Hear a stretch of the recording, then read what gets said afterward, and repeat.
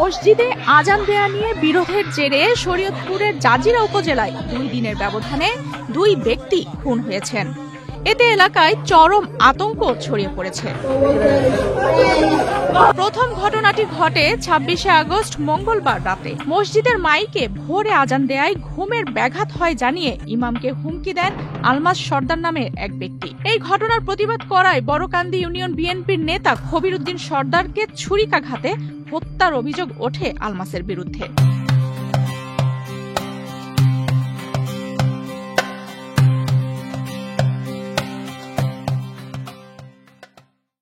হত্যাকাণ্ডের পর থেকেই প্রধান অভিযুক্ত আলমাস সর্দার নিখোঁজ ছিলেন।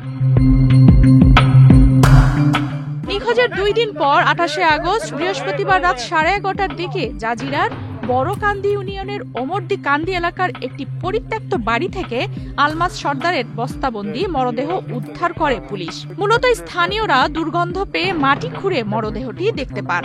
পরে পুলিশ গিয়ে মরদেহ উদ্ধার করে শরীয়তপুর সদর হাসপাতাল মর্গে পাঠায়। পরিবারের সদস্যরা মরদেহটি আলমাস সর্দারের বলে শনাক্ত করেন। এই বিষয়ে জাজিরা থানার ভারপ্রাপ্ত কর্মকর্তা মাইনুল ইসলাম জানান, খবির উদ্দিন হত্যা ঘটনার প্রধান আসামি আলমাস সর্দারের মরদেহ উদ্ধার করে ময়না তদন্তের জন্য পাঠানো হয়েছে। ঘটনার তদন্ত চলছে এবং প্রয়োজনীয় ব্যবস্থা নেওয়া হবে। স্থানীয়দের ধারণা, খবির উদ্দিন হত্যার পর প্রতিশোধ হিসেবে আলমাসকে হত্যা করা হয়ে থাকতে পারে।